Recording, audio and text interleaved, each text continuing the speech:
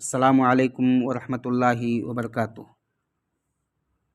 الحمد للہ رب العالمین والعاقبۃ للمتقین والصلاة والسلام علی خیر خلقہ محمد وآلہ وصحبہ اجمعین ومن تبعہم بإحسان الی یوم الدین وبعد۔ محترم حاضرین، سامعین باوقار، شرک کے متعلق کچھ باتیں اس سے پہلے درس کے اندر آپ تمام کے سامنے ذکر کی گئی تھی۔ یہاں ایک مسئلہ اور ہے کہ ابنائے آدم میں شرک کس سبب کی وجہ سے واقع ہوا، کیسے آ گیا شرک۔ تو یہاں ہمیں اور آپ کو سب سے پہلے سمجھنا چاہیے، جبکہ توحید ہمارا مقصد ہے، ہم موحد ہیں، توحید کو ہمیں اور آپ کو اپنانا چاہیے، لیکن یہاں جو شرک آیا اس کی سب سے پہلی وجہ، بنیادی وجہ لوگوں کے شرک میں واقع ہونے کا تھا الغلو فی الصالحین المعظمین، کہ لوگ نیک لوگوں کے متعلق انتہائی غلو کرتے تھے، اپنے بڑوں کی کافی زیادہ مدح کرتے تھے، ان کی کافی تعریفیں کرتے تھے، اور شریعت میں غلو اسے کہا گیا ہے کہ ایک انسان کے جائز مقام سے آگے کسی کو بڑھا دے، یا انسان کسی کو اس کا جائز اور مطلوبہ مقام نہ دے کر کے اس کے مرتبے کو کم کر دے، تعریف میں یا غلو میں، تقصیر میں۔ تو لوگوں کا معاملہ یہ تھا کہ اپنے نیک لوگوں کے تعلق سے وہ انتہائی زیادہ غلو کرتے تھے، اور غلو کی وجہ سے وہ شرک میں داخل ہو گئے، جیسے کہ اللہ رب العالمین نے فرمایا وَقَالُوا لَا تَذَرُنَّ آلِهَتَكُمْ وَلَا تَذَرُنَّ وَدًّا وَلَا سُوَاعًا وَلَا يَغُوثَ وَيَعُوقَ وَنَسْرَ وَقَدْ أَضَلُّوا كَثِيرًا وَلَا تَزِدِ الظَّالِمِينَ إِلَّا ضَلَالًا۔ اللہ رب العالمین یہاں اس آیت کریمہ کے اندر ارشاد فرماتا ہے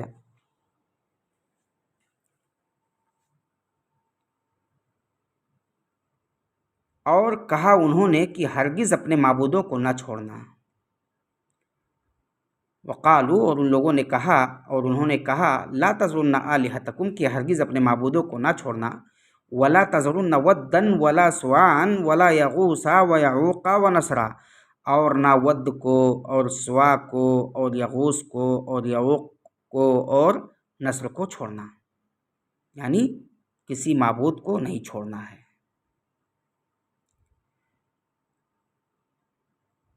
وقد اضلوا کثیرا ولا تزد الظالمین الا ضلالا، اور ان لوگوں نے بہت سے لوگوں کو گمراہ کر دیا، ولا تزد الظالمین الا ضلالا، اور ظالمین کا معاملہ یہ ہوا کہ ظالمین گمراہی میں آگے ہی بڑھتے چلے گئے۔ یہ ود، سوا، یغوث، یعوق اور نسر جن کا تذکرہ اس آیت کریمہ کے اندر ہوا، اس کے تعلق سے ہمیں اور آپ کو جاننا چاہیے کہ یہ نوح علیہ السلام کے قوم کے وہ لوگ تھے جن کی وہ عبادت کرتے تھے، اور ان کی اتنی شہرت ہوئی کہ عرب میں بھی ان کی پوجا ہوتی رہی۔ جب یہ لوگ وفات پا گئے تو ان کی قوموں نے ان کے نام پر ان کے جیسی تصویریں بنا ڈالیں، اور جو نام ان نیک لوگوں کے تھے ان معبودوں کے نام بھی وہی رکھ دیا۔ مقصد کیا تھا؟ ان کی تعظیم کا ارادہ تھا، ان کے ذکر کا ارادہ تھا، ان کے فضائل کے تذکرے کا ارادہ تھا، اور یہ سمجھتے تھے کہ ان کی ناموں کو ذکر کر کے، ان کی تذکیر، یہ کیا نا ہے، ان کی عظمت کو بیان کر کے ہم اللہ رب العالمین کے قریب ہو جائیں گے۔ تو یہاں ایک بات سمجھنا چاہیے کہ ود یہ دومت الجندل میں قبیلہ کلب کا بت تھا، سوا ساحل بحر کے قبیلہ حذیل کا بت تھا، یغوث سبا کے قریب جرف جگہ میں مراد اور بنی غطیف کا، یعوق حمدان قبیلے کا، اور نصر حمیر قبیلہ کے ذوالقلہ کا معبود تھا۔ یہ پانچوں قوم نوح کے نیک آدمیوں کے نام تھے۔ جب یہ مر گئے تو شیطان نے ان کے عقیدت مندوں کو کہا کہ ان کی تصویریں بنا کر تم اپنے گھروں اور دکانوں میں رکھ لو تاکہ ان کی یاد تازہ رہے اور ان کے تصور سے تم بھی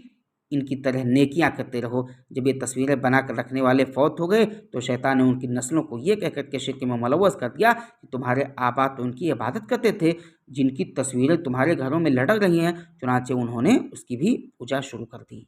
اسی طرح سے شرک اس دھرتی پر آ گیا اور بنو آدم کے اندر شرک آ گیا۔ یہاں یہ بات واضح ہوئی کہ ود، سوا، یغوث، یعوق، نصر یہ قوم نوح کے نیک آدمی تھے، اور ان کی وفات کے بعد لوگوں نے ان کے ناموں پر بت بنایا اور انہیں جیسی کوشش کر کے تصویریں بنائی جو کچھ ہو سکا،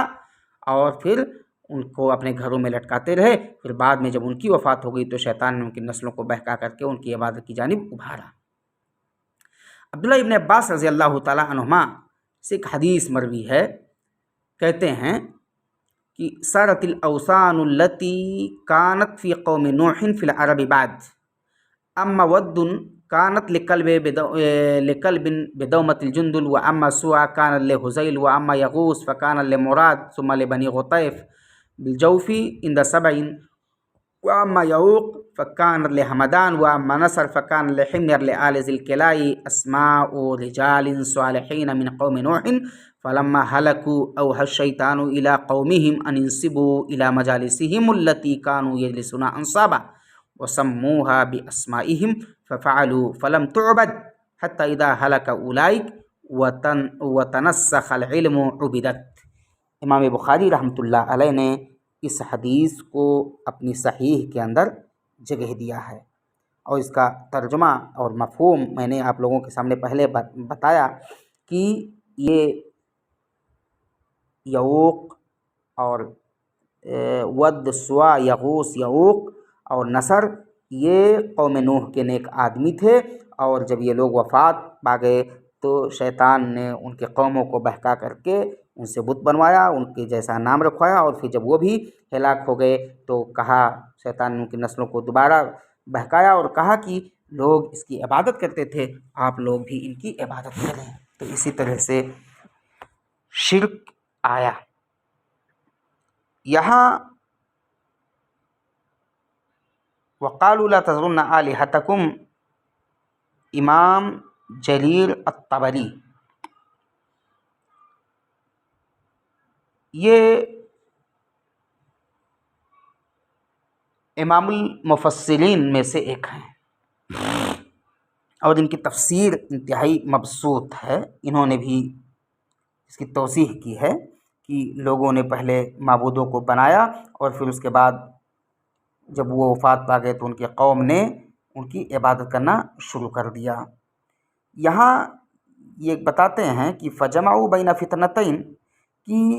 ظاہر سی بات ہے وہاں پھر دو فتنے جنم لیے۔ پہلا فتنہ یہ تھا الوقوف عند قبورہم، کہ لوگ ان کی قبروں کے پاس جاتے تھے، ان سے منت و سماجت کرتے تھے، وہاں بیٹھتے تھے اور وہاں اپنی مرادیں رکھتے تھے، ان کے سامنے روتے تھے، گڑ گڑاتے تھے، مرادیں مانگتے تھے۔ اور دوسرا مسئلہ جو اس حدیث سے واضح ہوا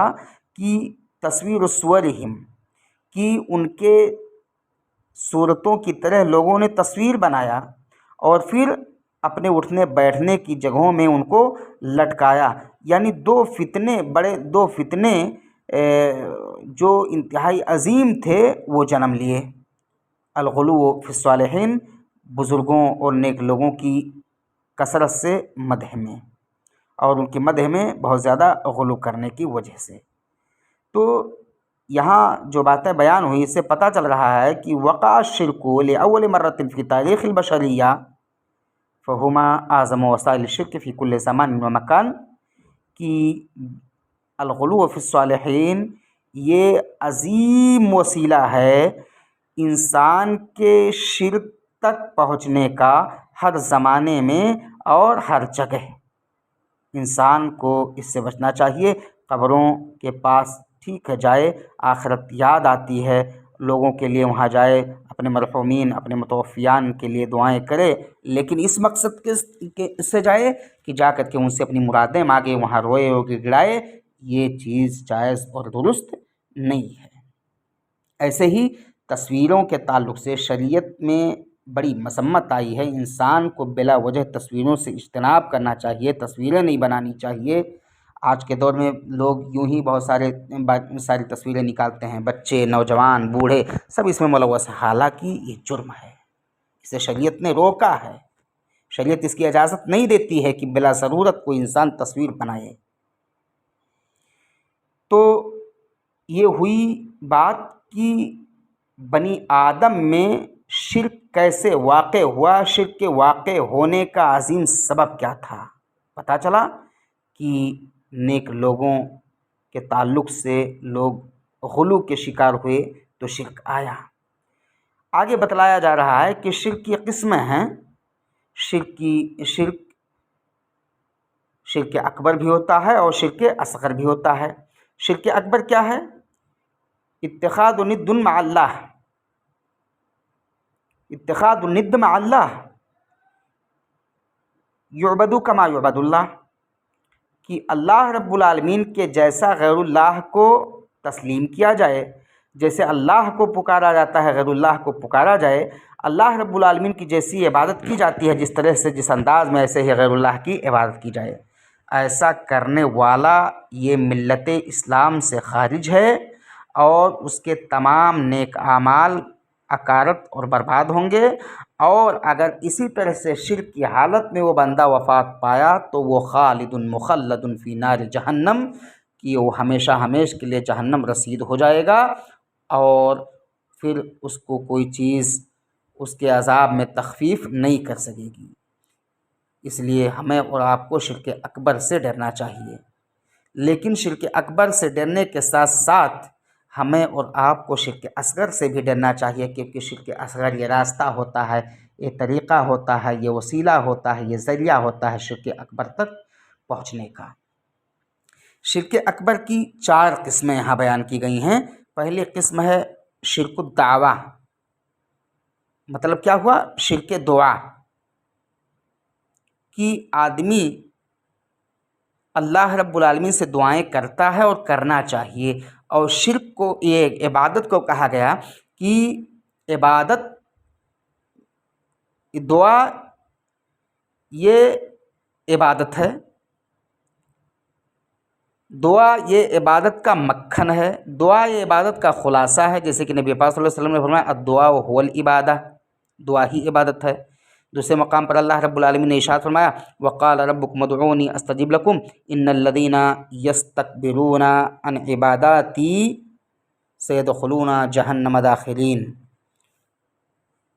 اور تمہارے رب کا فرمان سرزد ہو چکا ہے کہ مجھ سے دعا کرو۔ تمہارے رب نے کہا کہ مجھ سے دعا کرو، ادعونی، مجھ سے دعا کرو، استجب لکم، میں تمہاری دعاؤں کو قبول کروں گا۔ ان الذین یستکبرون عن عباداتی سیدخلون جہنم داخرین، یقین مانو کہ جو لوگ میری عبادت سے خودسری کرتے ہیں وہ ابھی ابھی ذلیل ہو کر جہنم پہنچ جائیں گے۔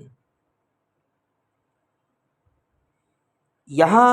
اس آیت کریمہ کے اندر اللہ رب العالمین نے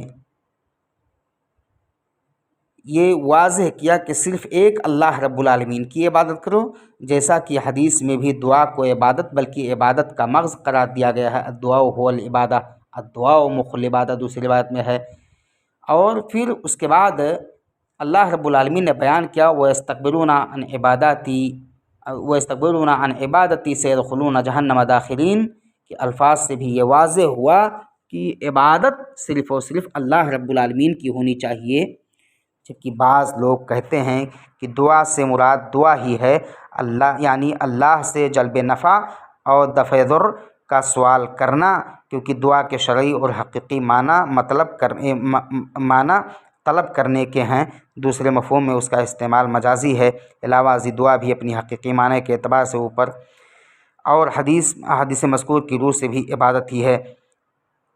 اس لیے ایک بندے کو اللہ رب العالمین کی عبادت سے انکار و اعراض یا اس میں دوسروں کو بھی شریک کرنے والوں انکار و اعراض نہیں کرنا چاہیے، بلکہ اللہ رب العالمین کی ہی عبادت کرنی چاہیے، اللہ رب العالمین کو کل سمجھنا چاہیے اور دوسروں کو اس کی عبادت، اس کے ساتھ دعا مانگنے میں شریک نہیں ٹھہرانا چاہیے۔ اگر کوئی بندہ اللہ رب العالمین کی عبادت سے انکار، اعراض یا اس میں دوسروں کو بھی شریک کرے گا تو یقین جانے کہ اس کا معاملہ اللہ رب العالمین کے جناب میں اچھا نہیں ہوگا۔ ایسے ہی ایک بات یہ بھی واضح ہوئی کہ ان دعا و عبادہ، کہ جب دعا عبادت ہے تو غیر اللہ سے اگر کوئی بندہ دعا کرتا ہے تو اس کا مطلب یہ شرک کر رہا ہے، یا غیر اللہ سے اللہ رب العالمین سے دعا مانگنے میں غیر اللہ کو شریک ٹھہراتا ہے تو اس کا مطلب کہ اس نے اللہ رب العالمین کی ذات میں کسی اور کو شریک ٹھہرایا۔ جیسے کہ کوئی شخص کسی نبی سے کوئی چیز مانگے، یا کسی بادشاہ سے مانگے، یا کسی ولی سے مانگے، یا کسی فقیر سے مانگے، یا کسی قبر والے سے مانگے، یا کسی پتھر سے مانگے، یا ایسے ہی مخلوقات میں سے دوسری چیزوں سے مانگے، تو ایسا شخص یہ مشرک ہوگا، جیسے کہ اللہ رب العالمین نے فرمایا وَمَن يَدْعُ مَعَ اللَّهِ إِلَٰهًا آخَرَ لَا بُرْهَانَ لَهُ بِهِ فَإِنَّمَا حِسَابُهُ عِندَ رَبِّهِ إِنَّهُ لَا يُفْلِحُ الْكَافِرُونَ۔ یہاں اللہ رب العالمین کہتا ہے کہ جو شخص اللہ کے ساتھ کسی دوسرے معبود کو پکارے جس کی کوئی دلیل اس کے پاس نہیں، لا برہان لہ، جس کی کوئی دلیل اس کے پاس نہیں، فإنما حسابہ عند ربہ، تو یہ سمجھیں کہ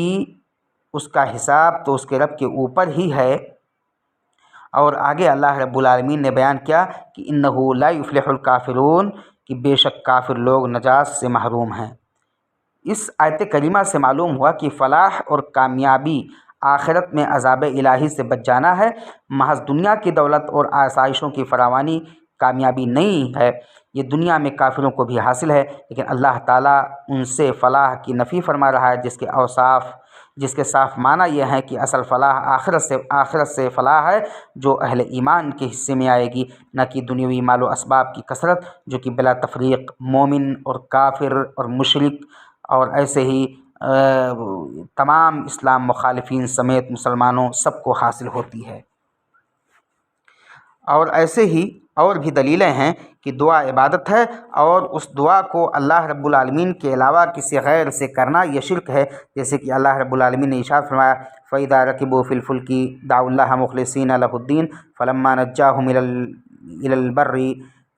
إِذَا هُمْ يُشْرِكُونَ۔ یہاں اللہ رب العالمین نے فرمایا کہ پس یہ لوگ جب کشتیوں میں سوار ہوتے ہیں تو اللہ تعالیٰ ہی کو پکارتے ہیں اس کے لیے عبادت کو خالص کر کے، پھر جب وہ انہیں خشکی کی طرف بچا لاتا ہے، یعنی اللہ رب العالمین جب ان مشرکین کو خشکی کی طرف بچا لاتا ہے، پانی سے نکال دیتا ہے، پانی سے بچ جاتے ہیں، دریا عبور کر لیتے ہیں، تو اس وقت شرک کرنے لگتے ہیں، اس وقت وہ لوگ شرک کرنے لگتے ہیں۔ یعنی جب مصیبت ہوتی ہے، پریشانی ہوتی ہے، تب اللہ والے ہو جاتے ہیں، اور جیسے مصیبت اور پریشانیوں سے چھٹکارا پاتے ہیں، تکلیفوں سے چھٹکارا پاتے ہیں، تو وہ اللہ رب العالمین کو چھوڑ کر کے غیر اللہ کو بھی اس کی عبادت میں شریک کرنے لگتے ہیں۔ یہاں اس آیت کے اندر اللہ رب العالمین نے بڑے سارے پیغام کو رکھا ہے، یعنی یہاں اللہ رب العالمین نے یہ بیان کیا کہ ایک مومن کو اخلاص کے ساتھ اللہ رب العالمین کی عبادت کرنی چاہیے اور اللہ سے ہی دعائیں کرنی چاہیے، چاہے وہ پریشانی کا معاملہ ہو، چاہے وہ پریشانیوں سے نکلنے کا معاملہ ہو، چاہے وہ نعمتوں کے پانے کا معاملہ ہو یا نعمتوں کے چھن جانے کا معاملہ ہو، اللہ رب العالمین سے ہی دعائیں کرنی چاہیے، اللہ رب العالمین سے ہی لو لگانا چاہیے، اور اللہ رب العالمین کی عبادت میں کسی اور چیز کو شریک نہیں ٹھہرانا چاہیے۔ دوسری چیز ہے جو شرک اکبر میں داخل ہے، وہ ہے شرک النیہ والارادہ والقصد، क्या मतलब है, इंसान नीयत के एतबार से शिरक करे, इरादत के एतबार से शिरक करे, कसद में शिरक करे, और ये चीज़ भी अल्लाह रब्बुल आलमीन को पसंद नहीं कर है। जैसे कि कोई शख्स किसी अच्छे आमाल की नीयत करे लेकिन उसको दुनिया हासिल करने के लिए करे, रियाकारी के लिए करे, दिखावे के लिए करे, तो इसका मतलब ये है कि वो खालिस मुनाफिकीन में से गर्दाना जाएगा। अगर उसकी रज़ा इलाही के लिए नहीं है, अल्लाह रब्बुल आलमीन की खुशनुदी के लिए नहीं है, अल्लाह रब्बुल आलमीन को राज़ी करने के लिए नहीं है, दारे आखिरत को पाने के लिए नहीं है, तो ये समझें कि वो शख्स भी मुशरिक होगा और वो शख्स भी शिर्क अकबर का हामिल होगा। जैसे कि अल्लाह रब्बुल आलमीन ने इरशाद फरमाया कि मन काना युरीदुल हयात दुनिया व ज़ीनतहा नुवफ़ी इलैहिम आमालहुम फ़ीहा वहुम फ़ीहा ला युबख़सून। अल्लाह रब्बुल आलमीन फरमाता है, जो शख्स दुनिया की ज़िंदगी और उसकी ज़ीनत पर फ़रेफ्ता हुआ चाहता है तो हम ऐसों को उनके कुल आमाल का बदला यहीं भरपूर पहुंचा देते हैं और यहाँ उन्हें कोई कमी नहीं की जाती। यानी जो लोग दुनिया हासिल करने के लिए चाहते हैं तो अल्लाह रब्बुल आलमीन कहता है कि हम दुनिया के अंदर उन्हें सब कुछ दे देते हैं। आगे अल्लाह रब्बुल आलमीन ने फरमाया, उलाइकल्लदीना लैसा लहुम फिल आखिरति इन्नन्नार व हबिता मा सनअू फ़ीहा व बातिलुन मा कानू यामलून। अल्लाह रब्बुल आलमीन कहता है, हाँ यही वो लोग हैं जिनके लिए आखिरत में सिवाय आग के और कुछ नहीं, और जो कुछ उन्होंने यहाँ किया होगा वहाँ सब अकारत है, और जो कुछ आमाल थे सब बर्बाद हो जाएंगे। ये आयात हैं जिनका ताल्लुक़ है कि इंसान नीयत के एतबार से शिरक करे, अपनी नीयत को खालिस रज़ा इलाही के लिए ना करे, अपनी इरादत को, अपनी चाहत को, अपनी कसद को अल्लाह रब्बुल आलमीन के लिए खालिस ना करे। इन आयात के बारे में बाज़ लोगों का ख्याल है कि इसमें अहले रिया का ज़िक्र है, और यकीनन ज़िक्र है। और बाज़ लोग कहते हैं कि यहूद व नसारा इस आयत से मुराद हैं, और बाज़ कहते हैं कि तालिबान दुनिया यानी दुनिया तलब जो लोग होते हैं वो यहाँ मुराद हैं, क्योंकि दुनियादार भी बाज़ अच्छे अमाल करते हैं, अल्लाह ताला उनकी जज़ा उन्हें दुनिया में दे देता है, आखिरत में उनके लिए सिवाय अज़ाब के और कुछ नहीं होगा। इसलिए एक इंसान को अपनी नीयतें अल्लाह रब्बुल आलमीन के लिए खालिस करनी चाहिए, अल्लाह रब्बुल आलमीन की रज़ा के लिए करनी चाहिए। जो जिसकी नीयतें अल्लाह रब्बुल आलमीन की रज़ा के लिए होंगी, जो भी अच्छे अमाल करेगा वो उसका बदला अल्लाह रब्बुल आलमीन उसे देगा, और वो आमाल उस बंदे के रफ़ा दर्जात का सबब बनेंगे। अल्लाह रब्बुल आलमीन की जन्नत में अल्लाह रब्बुल आलमीन के इनामात को हासिल करेगा और उसका ठिकाना जन्नत होगा। और ये इसका मामला है कि ये शिर्क वाकई बारीक हैं, हल्के हैं देखने में, लेकिन इनको हल्का किसी इंसान को नहीं समझना चाहिए। तीसरी किस्म है कि शिर्क ताआ, अल्लाह रब्बुल आलमीन की इताअत में किसी को शरीक किया जाए। जैसे हम और आप अल्लाह रब्बुल आलमीन की इताअत करते हैं, अल्लाह रब्बुल आलमीन की बंदगी करते हैं, अल्लाह रब्बुल आलमीन ने जिन चीज़ों को हलाल किया हम उसे हलाल समझते हैं और उसको खाते हैं, जिन चीज़ों ने हराम किया हम उसे हराम समझते हैं। अगर खाने की चीज़ें हैं तो उसको हराम समझते हैं, अगर खाने की चीज़ें हैं तो उसे इज्तनाब करते हैं। ऐसे ही अल्लाह रब्बुल आलमीन जिन दूसरी चीज़ों को हलाल किया हम उसे हलाल समझते हैं, और जिन दूसरी चीज़ों को हराम किया खाने के अलावा हम उसे हराम समझते हैं। तो यहाँ एक बंदे का मामला ये है कि ठीक है, आप अल्लाह रब्बुल आलमीन की इताअत कर रहे हैं, तो अल्लाह रब्बुल आलमीन की इताअत का मतलब कि जिन चीज़ों को उसने हलाल कर दिया उसे हलाल, और जिन चीज़ों को उसने हराम कर दिया है उसे हराम समझना चाहिए। ऐसा नहीं सोचना चाहिए कि ये चीज़ें अल्लाह रब्बुल आलमीन ने हराम किया है लेकिन हमारी तबीयत नहीं मानती है तो हम उसको हलाल समझने लगें, दिल से हलाल समझने लगें और उसको करने लगें। और ऐसे ही जिन चीज़ों को अल्लाह रब्बुल आलमीन ने हराम कर दिया है, हराम कर दिया है, अगर हमें उससे मोहब्बत है, हम चाहते हैं तो उसको करके कहें कि हमारे लिए हलाल है, यानी हलाल को हराम समझने लगे और हराम को हराम समझने लगे। ये चीज़ दुरुस्त नहीं है। इस्लाम वाज़ेह है, अल हलालु बय्यिनुन वल हरामु बय्यिनुन, कि हलाल चीज़ें ये वाज़ेह हैं, हराम चीज़ें भी वाज़ेह हैं। व बैनहुमा उमूर मुतशाबिहात, और बाज़ चीज़ें ये हैं जो हलाल और हराम के माबैन हैं, ये मुतशाबिह हैं। तो ऐसी मुतशाबिहात से हमें और आपको बचना चाहिए, इज्तनाब करना चाहिए, ताकि हम भूल करके ऐसी चीज़ों में दाखिल ना हो जाएं जिसकी शरीयत ने मज़म्मत की है। ऐसे ही ایک بندہ اللہ رب العالمین کی حلال و حرام میں اطاعت کرے لیکن وہ دوسرے انسانوں کی بھی اسلام مخالف اعمال میں بھی دوسرے لوگوں کی اطاعت کرنے لگے کہ فلاں نے ایسا کیا ہے، گرچہ اللہ رب العالمین نے اسے روکا ہے تو ہم اس کو کریں گے، یہ چیز بھی اللہ رب العالمین کے علاوہ یہ چیز بھی اللہ رب العالمین کے لیے کرنا جائز اور درست نہیں ہے، بلکہ جن چیزوں کو اللہ نے حرام کیا اسے حرام، جن چیزوں کو اللہ نے حلال کیا اس کو حلال، اور اس کی رضا کے لیے، اور اس میں کسی چیز کو شریک نہیں ٹھہرانا چاہیے۔ اللہ رب العالمین نے اپنی اطاعت کا حکم دیا، نبی پاک صلی اللہ علیہ وسلم کی اطاعت کا حکم دیا، ہمیں اور آپ کو اللہ اور اس کے رسول کی بھرپور اور من کل الوجوہ اطاعت کرنی ہوگی، اور غیر اللہ کی اطاعت اور فرمانبرداری سے ہمیں اور آپ کو اجتناب کرنا ہوگا۔ اگر کوئی شخص اللہ کے علاوہ کسی اور کی بھی اطاعت کرتا ہے جو شخص اس کا مستحق نہیں ہے، تو آپ سمجھیں کہ وہ اللہ رب العالمین کے ساتھ شرک کر رہا ہے، جیسے کہ اللہ رب العالمین نے ارشاد فرمایا اتخذوا احبارهم ورهبانهم اربابا من دون الله والمسيح ابن مريم وما امروا الا ليعبدوا الها واحدا لا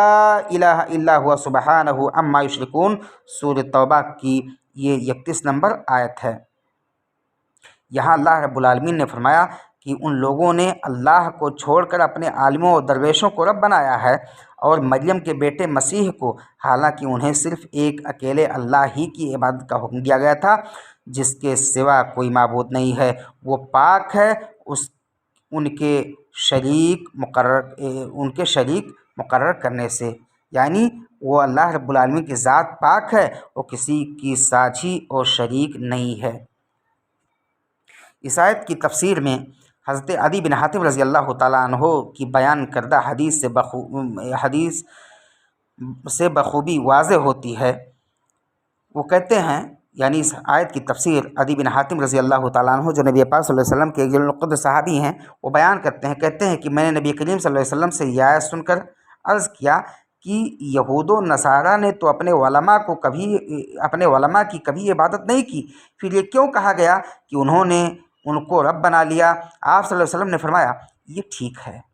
کہ انہوں نے ان کی عبادت نہیں کی، لیکن یہ بات تو ہے نا کہ ان کے علماء نے جس کو حلال قرار دے دیا اس کو انہوں نے حلال سمجھا، اور جس چیز کو حرام کر دیا اس کو حرام ہی سمجھا، یہی ان کی عبادت کرنا ہوا، کیونکہ حلال و حرام کرنے کا اختیار صرف اور صرف اللہ رب العالمین کو ہے۔ یہی حق اگر کوئی شخص کسی اور کے اندر تسلیم کرتا ہے تو اس کا مطلب یہ ہے کہ اس نے اس کو اپنا رب بنا لیا ہے۔ ان آیت میں ان لوگوں کے لیے بڑی تنبیہ ہے جنہوں نے اپنے پیشواؤں کو تحلیل اور تحریم کا منصب دے کر کے، یعنی حلال اور حرام قرار دینے کا منصب دے رکھا ہے، اور ان کے اقوال کے مقابلے میں وہ نصوص قرآن و حدیث کو بھی اہمیت دینے کے لیے تیار نہیں ہوتے۔ تو ایسی چیزوں سے ہمیں اور آپ کو بچنا چاہیے۔ کسی بھی بڑے شخص کو یہ حق حاصل نہیں ہے اسلام کے اندر کہ اللہ نے جن چیزوں کو حلال کر دیا ہے اسے حرام کرے، اور جن چیزوں کو حرام کر دیا ہے وہ اسے حلال سمجھے۔ ایسے ہی چوتھی قسم ہے شرک فی المحبہ، اللہ رب العالمین کی محبت میں کسی کو شریک ٹھہرانا۔ اللہ رب العالمین کی محبت یہ لازم ہے کہ اس اللہ رب العالمین کی تعظیم کی جائے، اسی کے لیے سر کو جھکایا جائے، اسی سے مانگا جائے، اسی سے سوال کیا جائے، اسی کی عبادت کی جائے، اس کے علاوہ کسی اور سے عبادت نہ کی جائے، اور اس کے علاوہ جن غیر اللہ کی لوگ عبادت کرتے ہیں ان سے بھی اجتناب کیا جائے، اور ان کی عبادت کرنے سے پرہیز کیا جائے، اور ان کو برا سمجھا جائے، اور ان غیر اللہ کی عبادت سے لوگوں کو آگاہ کر کے ایک حقیقی اللہ کی جانب ان کو دعوت دی جائے، جیسے کہ اللہ رب العالمین نے فرمایا وَمِنَ النَّاسِ مَن يَتَّخِذُ مِن دُونِ اللَّهِ أَندَادًا يُحِبُّونَهُمْ كَحُبِّ اللَّهِ وَالَّذِينَ آمَنُوا أَشَدُّ حُبًّا لِلَّهِ۔ یہاں اس آیت کریمہ کے اندر اللہ رب العالمین نے فرمایا کہ لوگوں میں سے بعض ایسے بھی ہیں جو اللہ کے شریک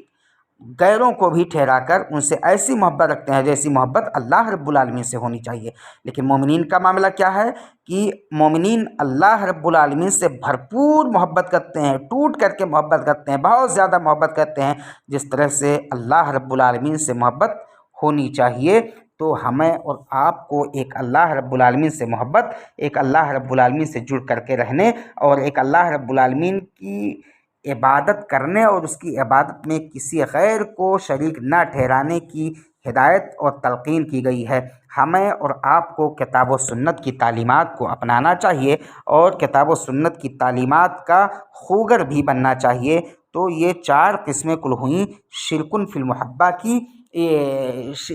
شرک اکبر کی۔ اللہ رب العالمین سے دعا ہے کہ اللہ رب العالمین ہم تمام لوگوں کو شرک اکبر کو سمجھنے اور شرک اکبر کی قسموں کو جاننے سمیت اس پر عمل کرنے کی توفیق دے، اور اللہ رب العالمین ہم تمام لوگوں کو موحد بنائے، پکا سچا مومن اور مسلم بنائے، ایک اللہ کی عبادت کا خوگر بنائے، اور غیر اللہ سے